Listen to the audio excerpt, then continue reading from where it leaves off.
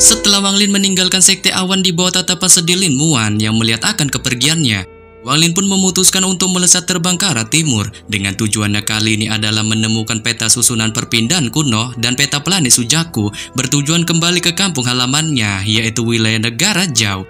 Tetapi setelah mengumpulkan banyak peta, ia sama sekali tak menemukan peta letak dari kampung halamannya itu. Namun setelah menganalisa beberapa peta yang didapatkannya, Wang Lin pun menduga bahwa wilayah negara Zhao pasti berada di sisi lain lautan iblis, yang membuatnya pun pada akhirnya memutuskan untuk OTW ke sana dengan juga bertujuan menemukan seorang teman lama. Dan sementara Wang Lin masih bergegas OTW menuju wilayah lautan iblis, kini pun kita akan berpindah cerita ke TKP wilayah lautan iblis itu.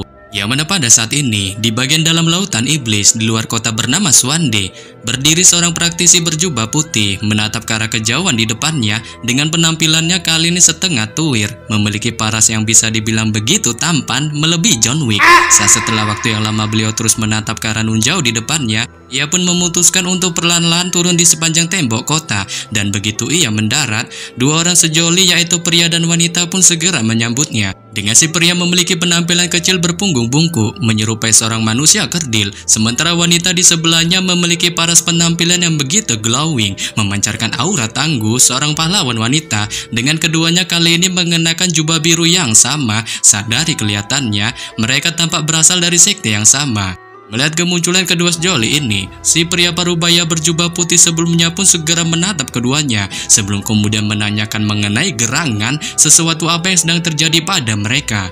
Saat si wanita tangguh pun segera mendengus, sembari tangannya menunjuk-nunjuk ke arah si pria bungkuk dan sontak terus menyalakannya, dikarenakan ia telah menukar sebuah sarung pedang jelek di sebuah toko yang mereka datangi sebelumnya. Padahal dari kenyataannya, ia telah menemukan sebuah inti binatang buas di toko itu untuk dibelinya, yang menurutnya hal itu kemungkinan akan sangat menguntungkan mereka. Menyebabkan si pria tuwir berjubah putih itu pun yang mendengarnya spontan terkejut, sembari pandangannya menatap si pria kerdil itu, sebelum kemudian menanyakan padanya yang disebutnya sebagai saudara Li, mengenai seperti apakah gerangan sarung pedang itu, dan secara halus memintanya untuk menunjukkan padanya. Saat si pria kerdil bernama Li itu pun segera melambaikan tangannya, memunculkan sarung pedang itu di tangannya, sembari menjelaskan mengenai sarung pedang itu, yang menurutnya sesuatu benda yang terbilang cukup aneh, memiliki aura yang cukup istimewa di dalamnya. Oleh sebab itu ia pun memutuskan untuk membelinya, sehingga membuatnya pun kali ini meminta maaf kepada si pria tuwir berjubah putih itu, yang disebutnya pria bernama Qiu Xiping, untuk tak memarahinya atas tindakan yang diambilnya ini. Mendengar ini, si pria setengah tuwir berjubah putih bernama Qiu Xiping itu pun hanya menunjukkan senyumnya, sebelum kemudian menarik sarung pedang itu ke tangannya sembari secara serius mencoba untuk mengamatinya. Dengan setelah beberapa saat mengamati sarung pedang itu, ia pun bisa merasakan sarung pedang itu memang memiliki seberkas aura aneh di dalamnya, sama seperti yang disebutkan si pria kerdil Li, sehingga membuatnya pun merasa ia tak perlu disalahkan atas tindakan pembelian membagongkan yang dilakukannya ini. Menyebabkan si wanita tangguh itu pun yang mendengarnya hanya bisa menghela napas pasrah atas pembelaan dari Qiu Xiping, sebelum kemudian ia segera mengajaknya untuk bergegas pergi menuju ke TKP binatang 8 cakar yang waktu itu pernah dikonfirmasinya mengenai TKP keberadaannya. Saat Qiu Xiping pun segera mengiyakan ajakan si wanita tangguh itu, sebelum kemudian merogoh tas penyimpanannya, mengambil sebuah perahu kecil di dalamnya dan langsung melemparkannya ke udara. Dengan ketika perahu kecil itu muncul di udara, itu pun segera berubah menjadi sebuah perahu raksasa yang tanpa basa-basi segera dinaiki ketiganya, sebelum pada akhirnya mereka pun langsung melesat dengan kecepatan kilatnya menggunakan perahu raksasa itu untuk OTW menuju ke TKP binatang 8 cakar. Terbang menggunakan perahu raksasa itu, selama waktu penerbangan, ketiganya pun duduk bersila di sana memasuki mode berkultivasi. Saat ini dilakukan mereka untuk memfokuskan energi spiritualnya selama penerbangan, dengan jikalau mereka tak melakukan hal ini, kemungkinan kekuatan mereka saat ini akan terganggu selama jalannya waktu penerbangan. Namun ketika melakukan mode berkultivasi selama waktu penerbangan, ekspresi penghinaan pun spontan terlintas di wajah Qiu Xiping ketika melihat pria kerdil Li dan si wanita tangguh melakukan kultivasi, saat ia merasa pondasi mereka benar-benar terlalu buruk dalam kultivasi tahap akhir formasi inti yang saat ini mereka miliki. Padahal dari kenyataannya, waktu dulu ketika ia berada di kultivasi itu sebelum menyentuh tahap Nation Soul kali ini, ia memiliki pondasi cukup tinggi dan tak mempunyai masalah sedikit pun ketika duduk di dalam perahu raksasa ini selama penerbangan, sehingga ketika memikirkan hal ini, ia pun sontak teringat akan sosok seorang pria tampan berambut putih yang ternyata siapa lagi kalau bukan Wang Lin, membuatnya pun bertanya-tanya mengenai kultivasinya saat ini yang apakah sudah menyentuh tahap Nescensol sama seperti dirinya. Waktu pun terus berlalu selama kelompok Qiu Shiping melakukan penerbangan. Dengan setelah 4 hari melakukan penerbangan panjang, perahu raksasa mereka pun pada akhirnya berhenti di atas sebuah wilayah gurun. Saat ketika sampai di sana, pria kerdil dan wanita tangguh pun segera mengakhiri mode kultivasinya. Perlahan membuka kedua matanya, sebelum kemudian si wanita tangguh pun segera mengalihkan tatapannya ke arah Qiu Shiping dan menanyakan padanya mengenai gerangan di manakah binatang cakar yang pernah disebutkannya. Saat Qiu Shiping pun yang mendengarnya segera menarik napas dalam-dalam tanpa mengucapkan sepatah kata pun. Ia pun kemudian mengeluarkan sepotong lumpur di telapak tangannya yang mengandung kekuatan spiritual, memancarkan bau amis menyengat yang segera menyebar. Saat ketika bau anyir itu semakin menyebar luas, sebuah teriakan keras pun tanpa diduga tiba-tiba terdengar dari arah nun jauh di depan mereka, menyebabkan si wanita tangguh pun yang mendengar teriakan keras ini spontan menunjukkan semangat yang membara di raut wajahnya, sembari memuji kemampuan lumpur dari Qiu Shiping yang dapat menemukan keberadaan binatang 8 cakar itu. Sebelum pada akhirnya, ia pun tanpa basa-basi segera melesat menyerbu ke arah binatang 8 cakar itu, diikuti dengan Qiu Shiping dan pria kerdil Li bergegas mengikuti di belakang. Namun tepat ketika ketiganya sampai di TKP binatang 8 cakar itu dan hendak melakukan perbuatan hantaman melawannya, rasa ilahi raksasa pun tanpa diduga segera menyebar melewati TKP daerah itu, diikuti dengan suara seseorang yang memanggil Qiu Shiping dengan sebutan rekan kultivator yang sudah lama tak bersua.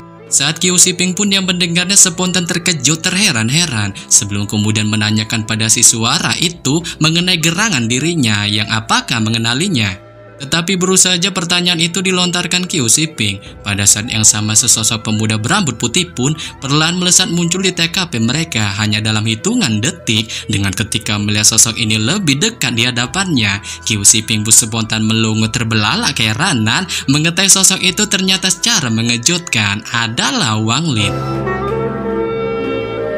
Setelah kemunculannya, Wang Lin pun segera memuji kemampuan Nescensol dari Qiu Shiping yang dapat melakukan combo menarik dengan 2 junior formasi inti, diikuti tatapan tajamnya yang segera melesat ke arah wajah pria kerdil Li dan si wanita tangguh, tampak mengisyaratkan mereka untuk bergegas pergi dari TKP-nya sebab ia ingin mengobrol 4 mata langsung dengan Qiu Shiping, menyebabkan si pria kerdil Li dan si wanita tangguh itu pun yang melihat tatapan tajam dari Wang Lin ini spontan menunjukkan ketakutan di raut wajahnya.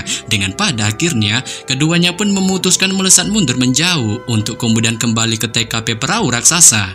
Bertatapan 4 mata, Qiu Shiping pun kemudian menanyakan pada Wang Lin mengenai gerangan tujuan apakah dirinya kali ini menemuinya. Saat Wang Lin pun segera mengungkapkan alasan kedatangannya yang bertujuan menanyakan padanya mengenai dirinya yang apakah memiliki peta lautan iblis, menyebabkan Qiu Shiping pun tertegun sejenak dan kemudian mengungkapkan mengenai dirinya yang sama sekali tak memiliki peta itu. Tetapi jika Wang Lin sangat menginginkan peta itu, ia pun menyarankannya untuk mencoba mencari peruntungannya di pavilion harta karun kuno di kota utama, yang kemungkinan ia akan mendapatkan peta itu di sana. Mendengar ini, Wang Lin pun sontak memunculkan kilatan tajam di matanya, sebab ia tahu saran dari Qiu Shiping itu hanyalah untuk membodoh-bodohinya, dikarenakan ia tahu pria setengah tuwir ini memiliki sifat yang terkesan licik, berpura-pura tak tahu akan hal ini, padahal dari kenyataannya, ia memiliki pengetahuan yang mendalam akan peta laut iblis itu.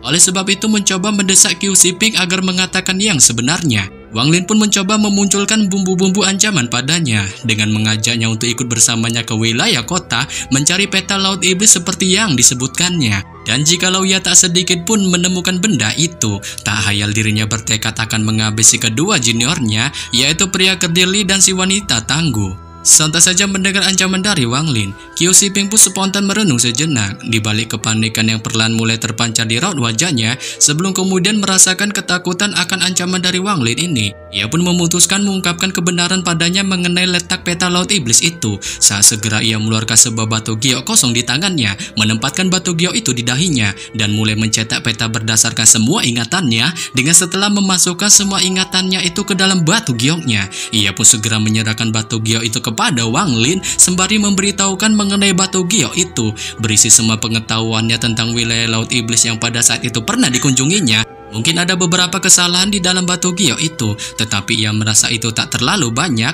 menyebabkan Wang Lin pun tanpa basa-basi segera mengambil batu giok itu dan tak lupa mengucapkan rasa terima kasihnya pada Qiu Shiping.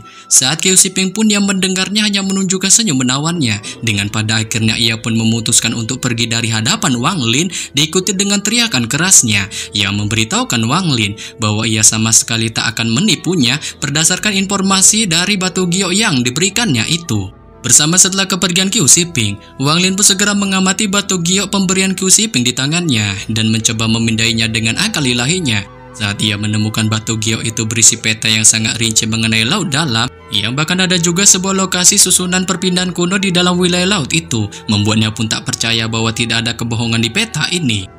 Menurut pemahaman Wang Lin tentang wilayah lautan iblis dalam batu giok ini, sebuah wilayah bernama Kota Tinta Berulang memiliki jarak yang cukup dekat untuk didatanginya dari lokasi keberadaannya saat ini, yang oleh sebab itu ia pun berniat pergi ke sana. Dikarenakan alasan ia memutuskan untuk pergi ke Kota Tinta Berulang itu adalah bahwa menurut peta yang disediakan oleh Qiu Shiping memiliki jajaran perpindahan kuno yang kemungkinan akan memberikan petunjuk untuknya.